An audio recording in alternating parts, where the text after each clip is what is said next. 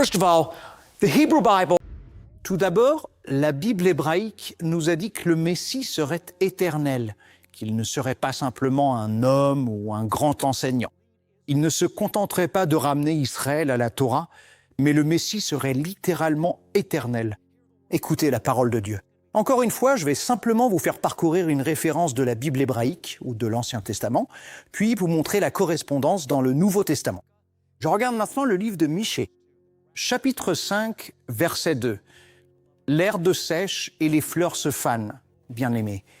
Mais la parole du Seigneur demeure à jamais. Écoutez la parole de Dieu. Mais toi, Bethléem Ephrata, trop petite pour figurer parmi les clans de Juda, de toi sortira pour moi celui qui doit gouverner Israël. Écoutez bien ceci. Ses origines remontent au jour de l'éternité. Nous lisons la même chose dans Jean, chapitre 1, versets 1 et 14, à propos de la nature éternelle du Messie. Encore une fois, Michée nous a dit que ses origines remontaient à longtemps, à l'éternité. Le Messie viendrait de l'éternité. Écoutez ce que Jean nous dit. Au commencement était la parole, et la parole était avec Dieu. L'éternité, n'est-ce pas? Et la parole était Dieu. Et la parole s'est faite chair, c'est la personne de Jésus, l'incarnation physique du Messie sur notre terre, et la parole s'est faite chair et a habité parmi nous. Alors que nous poursuivons notre parcours et que je souhaite avancer dans l'ordre chronologique, en commençant par la nature éternelle, je vais continuer à faire progresser le processus. Ainsi, en poursuivant notre chemin sur la route du Messie dans les pages de la Bible hébraïque, nous découvrons que le Messie sera appelé Emmanuel, Dieu avec nous. Et donc, lorsque nous ouvrons les pages d'Ésaïe, chapitre 7, verset 14, je vais lire un passage que beaucoup d'entre nous connaissent bien. Ésaïe nous dit ceci. « C'est pourquoi le Seigneur lui-même vous donnera un signe.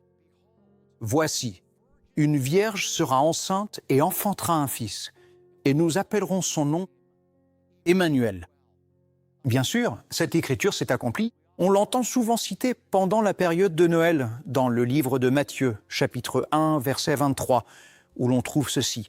« Voici, la Vierge sera enceinte, elle enfantera un fils, et on appellera son nom Emmanuel. » Ainsi, nous voyons qu'il vient des jours de l'éternité, qu'il est Dieu avec nous. Et de plus, nous voyons en poursuivant sur cette voie de la prophétie messianique que ce Messie ne serait pas seulement le Dieu éternel, mais qu'il serait aussi un fils. Il serait le fils qui a toujours été dans le sein, Baruch Hashem, béni soit le nom du Seigneur, du Père. Alors tournons-nous vers le psaume numéro 2. Je vais lire les versets 7, 11 et 12. Écoutez la parole de Dieu. « Je publierai le décret du Seigneur. Il m'a dit, t'es mon fils. Aujourd'hui, je t'ai engendré. Servez le Seigneur avec crainte et réjouissez-vous avec tremblement. Rendez hommage au Fils, de peur qu'il ne s'irrite et que vous ne périssiez en chemin. Car sa colère peut s'enflammer soudainement. Heureux tous ceux qui se réfugient en lui. » Ce qui est si étonnant, c'est que David avait reçu la révélation que le Fils était Dieu. David dit en fait ici que nous devons rendre hommage au Fils afin de ne pas périr. Et cela me fascine vraiment. Parce que bien que David ait compris que d'une certaine manière le Fils faisait partie de la divinité, aujourd'hui le judaïsme n'a pas la révélation que Dieu a un Fils. Et en fait considère les chrétiens comme une sorte des païens. Parce que nous croyons que Dieu s'est manifesté comme Père, Fils et Saint-Esprit. Ce qu'ils considèrent comme l'adoration de trois dieux. Donc je trouve cela fascinant dans notre étude de la prophétie messianique de découvrir dans les Écritures hébraïques que Dieu a un fils. Bien sûr, nous voyons cela confirmé à de nombreux endroits, mais j'aime particulièrement le passage de Matthieu 17,5, où le Père parle depuis le ciel, pendant qu'il parlait encore. Une nuée lumineuse les couvrit de son ombre, et voici qu'une voix venant de la nuée dit « Celui-ci est mon Fils bien-aimé, en qui j'ai mis toute mon affection. » Écoutez-le. Ainsi, Une fois de plus, nous voyons ce concept du Fils de Dieu qui est le Messie. Alors que nous poursuivons aujourd'hui notre enchaînement de prophéties, nous allons examiner le fait que les Écritures hébraïques annonçaient non seulement que le Messie serait éternel, mais aussi qu'il viendrait dans le monde par une femme. Ainsi, nous lisons dans le livre de Bereshit, le livre des commencements, que nous appelons en anglais la Genèse, chapitre 3, verset 15, ces paroles. Le Seigneur s'adresse ici au serpent et dit « Je mettrai l'inimitié entre toi et la femme, et entre ta descendance, écoute bien, et sa descendance à elle. » La descendance de qui? La descendance de la femme. Donc le Seigneur dit au diable « Je vais mettre une distance entre toi et la femme, et entre sa descendance à elle et ta descendance à toi. Il t'écrasera la tête et tu lui blesseras le talon. » Bien sûr, tous les évangiles en témoignent. Ce que nous appelons les évangiles synoptiques, Matthieu, Marc et Luc, nous racontent tous comment Yeshua est né de la Vierge. Nous disons en hébreu Myriam, traduit en anglais par Marie. L'évangile de Jean est différent dans le sens où il commence simplement à raconter l'histoire de Yeshua depuis l'éternité. Mais les évangiles synoptiques, Matthieu, Marc et Luc, nous montrent comment cette prophétie de la Genèse s'est accomplie. Avec le Messie venant dans le monde comme la descendance d'une femme, pleinement Dieu et pleinement homme. Dieu rencontrant l'humanité, Dieu se revêtant lui-même l'humanité. Théologiquement, cela s'appelle l'union hypostatique. Le Messie est pleinement Dieu et pleinement homme. Il est venu dans le monde comme la descendance d'une femme. Alors que nous continuons maintenant, si vous prenez des notes, nous allons passer en revue 21 de ces prophéties en rafale. Nous en sommes maintenant à la 5e. Le Messie sera la descendance d'Abraham. Il est venu par une femme. Mais en retraçant cette lignée, cela commence d'abord à devenir plus clair. Lorsque le Seigneur nous a dit qu'il viendrait par la descendance d'Abraham, nous lisons cela dans le livre de la Genèse, chapitre 22, verset 18, où le Seigneur dit à Abraham « En ta descendance, toutes les nations de la terre seront bénies, parce que tu as obéi à ma voix. » C'est important. Réfléchissez à cela. Nous revenons maintenant au premier livre de la Bible. Nous revenons à la Torah et au premier livre de la Torah. Un enseignement sacré et fondamental pour tous, pour toute la parole.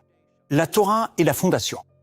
Ainsi, le Seigneur dit à Abraham dans la Torah, « En ta descendance, Abraham, toutes les nations de la terre seront bénies. » Maintenant, je veux que vous réfléchissiez à cela à la lumière de cet acteur. Le premier verset du Brit Hadasha, ou Nouveau Testament, commence en nous disant que Jésus est venu dans le monde comme la descendance d'Abraham. Pourquoi le Seigneur a-t-il fait en sorte que le premier verset du Nouveau Testament, Matthieu 1,1, parle du fait que Jésus est la descendance d'Abraham?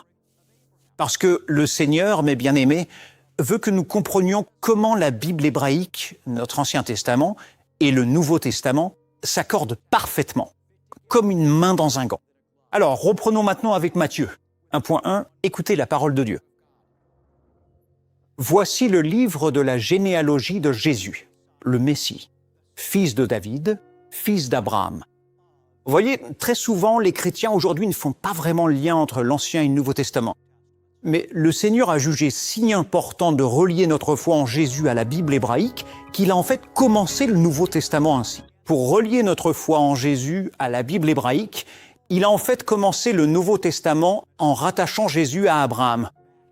En poursuivant, non seulement nous découvrons que Yeshua serait la descendance ou la semence d'Abraham, mais le Seigneur précise encore davantage les choses. Lorsqu'il nous dit que le Messie viendra, en plus de cela, du fils d'Abraham, Isaac, et du fils d'Isaac, Jacob. Donc le faisceau laser devient de plus en plus étroit. Alors que le Seigneur prophétise au monde à l'avance la lignée généalogique, la lignée familiale par laquelle le Messie viendrait dans le monde. Genèse 17, 19. Mais Dieu dit, « Ta femme t'enfantera un fils. Tu l'appelleras Isaac, et j'établirai mon alliance avec lui, une alliance éternelle pour sa descendance après lui. » Donc, une fois de plus, nous trouvons la clarté. Dieu parle à Abraham et il dit à Abraham que la lignée, la naissance du Messie ne viendra pas par Ismaël. Le Seigneur précise, non, cela viendra par ton fils, Isaac. Donc encore une fois, nous obtenons de la clarté. Le Messie vient d'une lignée très particulière. Et non seulement par Isaac, mais le Seigneur précise encore que cela va continuer dans la lignée, par le fils d'Isaac, Jacob. Et ainsi, nous avons un verset très mystérieux dans le livre des Nombres, chapitre 24, verset 17. Écoutez la parole de Dieu. Je le vois, mais pas maintenant. Je le contemple, mais pas de près. Une étoile sortira de Jacob. Je l'aime tellement, celle-là. Quelle vision surnaturelle incroyable nous avons ici du Messie, au loin, pas encore manifesté au monde. Il est loin, il n'est pas proche, mais il arrive. Et c'est l'étoile de Jacob. Maintenant, beaucoup d'entre vous savent que Jacob, c'est aussi Israël. Les fils de Jacob sont devenus les 12 tribus d'Israël. Donc, un autre nom de Jacob, c'est Israël. Dieu a en fait changé son nom en Israël. Et donc, sachant que Jacob avait 12 fils et sachant que le Messie va venir par Jacob, comment savons-nous par lequel des 12 fils, qui sont devenus les 12 tribus, le Messie va venir? Eh bien, le Seigneur l'a précisé. Il a dit que le Messie viendrait par Judas, le fils de Jacob, par la tribu de Judas. Nous poursuivons donc notre étude dans la série Prophéties messianiques en rafale, numéro 7, avec ces paroles tirées du livre de Béréchit, la Genèse, chapitre 49, verset 10. Écoutez la parole de Dieu. Le sceptre est le bâton du pouvoir. Le sceptre ne s'éloignera pas de Juda, ni le bâton du chef d'entre ses pieds, jusqu'à ce que vienne Shilo. Et Shilo était un code pour le Messie, jusqu'à ce que vienne Shilo, et à lui obéiront les peuples. C'est incroyable combien de révélations sur la réalité d'un Messie Dieu a donné à Israël. Bien sûr, dans notre monde aujourd'hui, beaucoup ne cherchent pas de Messie.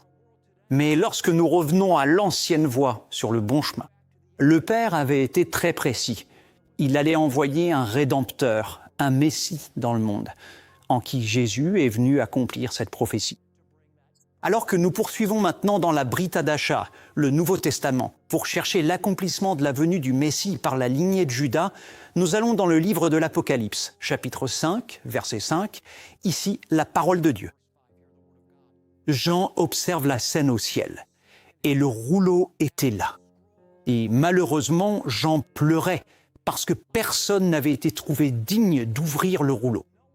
Mais soudain, quelqu'un apparaît pour ouvrir ce rouleau. Quelqu'un qui a été trouvé digne. Qui était-ce? C'était le lion de la tribu de Juda. C'était le Messie qui est venu par la lignée de Juda. Et donc, nous lisons là dans Apocalypse 5.5. Et l'un des anciens me dit, encore une fois c'est Jean qui parle, cesse de pleurer. Voici, le lion de la tribu de Juda, la racine de David, a vaincu pour ouvrir le livre et ses 7 sceaux. Cette prophétie nous conduit directement à la prophétie suivante. Nous savons maintenant que le Messie devait venir de la tribu de Juda. Le lion de la tribu de Juda a été trouvé digne d'ouvrir le rouleau. Mais en poursuivant plus loin, nous savons que dans la tribu de Juda, beaucoup de personnes étaient nées. Ainsi, le Seigneur nous apporte plus de clarté en nous disant que ce serait de la famille de David, qui venait de la tribu de Juda. Cela a d'ailleurs été mentionné dans le passage précédent que j'ai lu. C'était de la lignée, de la tribu de Juda, de la famille de David. Nous avançons donc maintenant vers le livre de Jérémie, chapitre 33, versets 14 et 15, où nous lisons ces paroles. « Voici, des jours viennent, déclare le Seigneur, où j'accomplirai la bonne parole que j'ai prononcée au sujet de la maison d'Israël et de la maison de Juda. En ces jours-là et en ce temps-là, je ferai germer un rejeton, juste issu de David, et il exercera la justice et l'équité sur la terre. » Donc encore une fois, l'entonnoir continue de se resserrer, n'est-ce pas? La tribu de Juda, maintenant, beaucoup de familles sont issues de la lignée de Juda. Mais le Seigneur précise dans quelle famille le Messie viendra au monde. Et c'était la famille de David. et Yeshua s'identifie à David dans le Nouveau Testament plus qu'à toute autre figure de la Bible hébraïque. Dans ce verset de Jérémie, le roi David était déjà venu et reparti. En d'autres termes, l'écriture de Jérémie a eu lieu après la vie de David. Mais Jérémie parle ici de façon prophétique. Et il dit qu'il en viendra un, appelé le rejeton juste de David. Et celui qui doit venir, ce rejeton juste de David, c'est le Messie. Ainsi, lorsque Yeshua est venu dans le monde, le Nouveau Testament a clairement montré comment Yeshua accomplissait toutes ses prophéties. Et David, une fois de plus, est associé à Yeshua lui-même par Yeshua. Par exemple, l'un des nombreux exemples où cela se produit se trouve dans l'Apocalypse, chapitre 22, verset 16. Jésus parle et il dit ceci. « Moi, Jésus, j'ai envoyé mon ange pour vous attester ces choses dans les églises. Je suis la racine et la descendance de David, l'étoile brillante du matin. » Que se passe-t-il ici ? Jésus, de manière très intentionnelle, montre, mes bien-aimés, comment il a accompli les anciennes écritures hébraïques, comment il était la descendance de David, comment il venait d'Isaac et de Jacob, comment il venait de la tribu de Juda. Nous venons de lire dans Apocalypse 5, verset 5, comment il venait de la famille de David. Vous voyez, lorsque nous comprenons comment Yeshua accomplit la prophétie messianique, et lorsque nous sommes vraiment convaincus que le Dieu d'Israël est le seul vrai Dieu, cela rendra notre foi inébranlable. En conséquence, nous deviendrons des témoins audacieux et convaincus dans notre propre foi. Je veux vous encourager à continuer d'étudier la prophétie messianique avec moi. Comme je l'ai indiqué, je ne fais qu'effleurer la surface d'un livre que je viens de publier, intitulé « Messianic Prophecy Revealed ». Je fais pas la promotion de beaucoup de choses, mais je pense que c'est un enseignement tellement fondamental, basique, essentiel, dont l'Église a besoin. Je vous encourage, bien-aimés, à vous procurer ce livre. C'est crucial, c'est important. Beaucoup de gens traitent la prophétie messianique de façon superficielle, voire pas du tout. Et ce que je veux dire aujourd'hui, c'est qu'il est très important que vous et moi, vous le compreniez, parce que cela nous préparera à rester fermes dans le Seigneur durant ces derniers jours que nous vivons. C'était le rabbin Schneider qui vous dit que Dieu vous bénisse, Baruch Hashem et Shalom. Vous savez, d'une certaine manière, nous sommes tous des missionnaires. Nous pensons souvent qu'un missionnaire est quelqu'un qui voyage dans un pays étranger pour prêcher l'Évangile. Mais bien aimés, nous sommes tous des missionnaires, dans le sens où le Seigneur a donné à chacun de ses disciples une mission. Il a dissocié à l'Église. Allez et prêchez l'Évangile à toute la création. Faites de toutes les nations des disciples. Certaines personnes, comme moi, ont une porte ouverte pour toucher les gens à travers les médias. De telle sorte que le Seigneur appelle ceux qui n'ont pas de grande plateforme à soutenir ceux qui en ont. Paul a dit que nous devrions soutenir les hommes qui partent pour la cause de la vérité. Bien-aimés, si vous croyez en moi et que vous pensez que ce ministère est authentique, je veux vous demander de nous soutenir financièrement par vos dîmes et vos offrandes. Nous sommes ainsi capables de lever l'étendard du roi Jésus et de proclamer son retour imminent partout dans le monde. C'est grâce à des personnes qui l'aiment, comme vous, qui soutiennent ce ministère. Donc tout simplement, si vous croyez en ce que nous faisons, si vous voulez voir l'Évangile prêché et être un collaborateur de la vérité, voudriez-vous ouvrir votre cœur et lui demander comment ? Nous aimerions que vous participiez en donnant à ce ministère.